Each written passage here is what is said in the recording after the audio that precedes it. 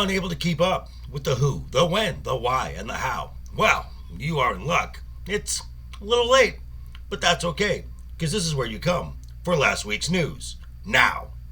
And here we go.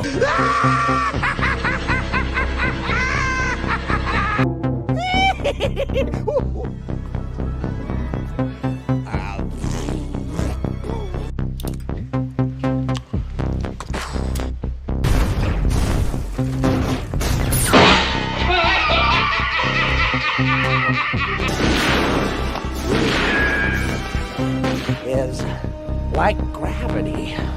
All it takes is a little push.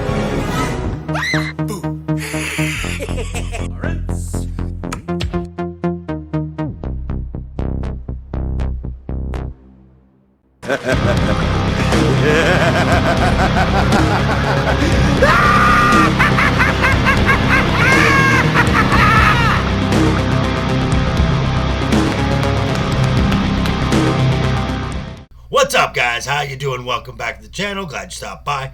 And if you're brand new, welcome. Grab a seat and stay a while.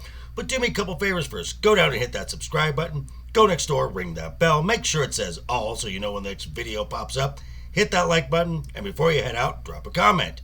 And if you're one of the regulars here, welcome back for another round. I ask that you also hit that like button. And before you leave, drop a comment, because YouTube does love the comments. And of course, share the video out on all social media. Well, as I said, you know what today is, and you know what we do here. So let's talk about some stories you might have missed in the world of entertainment and pop culture. All links will be down below in the description. So let's just jump right in. And here we go.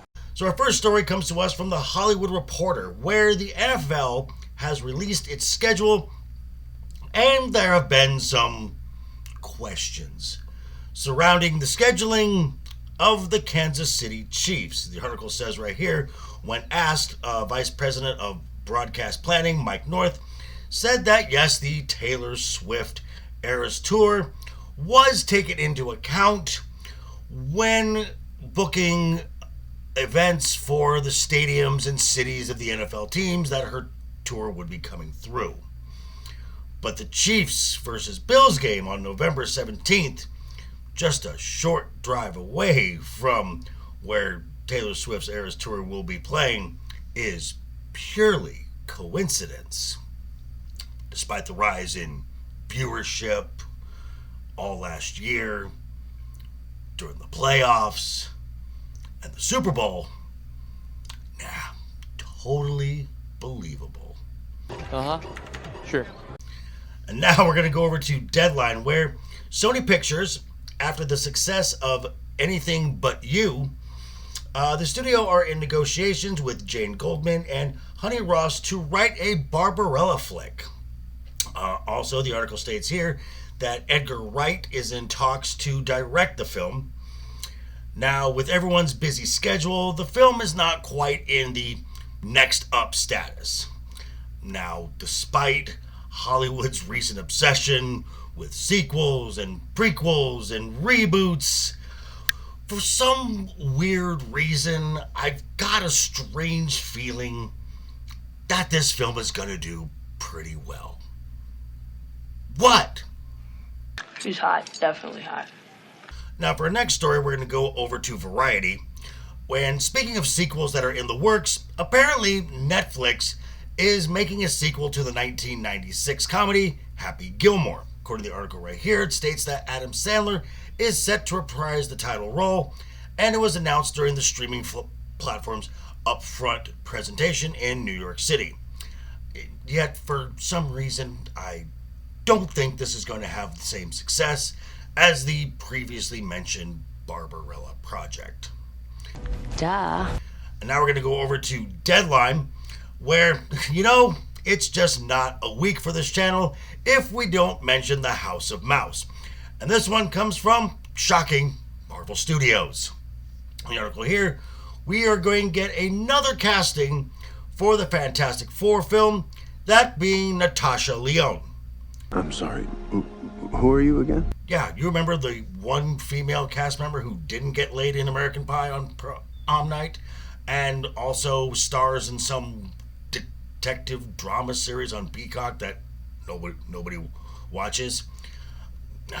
I just gotta say, ever since the announcement of Pedro Pascal as Mr. Fantastic and the reveal of the Shalabal Silver Surfer, at this point, the Fantastic Four just feels like one big collective. Moving on. And for our last story, we're going to stick with Deadline, and we're going to stick with Marvel Studios. Oh, goody. And we'll be talking about Daredevil Born Again. And Vincent D'Onofrio and Charlie Cox are apparently very involved and committed to the creative process. According to the article right here, while not having very many scenes together, the two are in constant contact, going over scripts in which one of them said, "We agree on almost everything." It sounds like this is kind of pushing that bullshit narrative of quality over quantity by the Disney CEO, while still going forward with Disney Plus projects like Ironheart and Agatha, whatever the new title is for this week. I'm not happy, Bob. Not happy. Sure thing, Bob. We believe you. But these are some stories you might have missed in the world of entertainment and pop culture. Now I want to hear from you guys down below in the comments. Be sure to check me out tonight, 7 p.m. Pacific, simulcasting here as well from Legion Talk. Ooh, great episode tonight of Season 1 of House of the Dragons. We'll be going over Episode 8.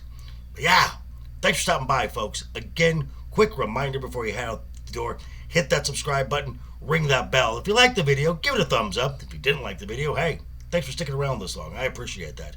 Hope you guys had a great weekend. Have a great week ahead of you. And always have fun. Hashtag keep talking. And always keep that smile on your face.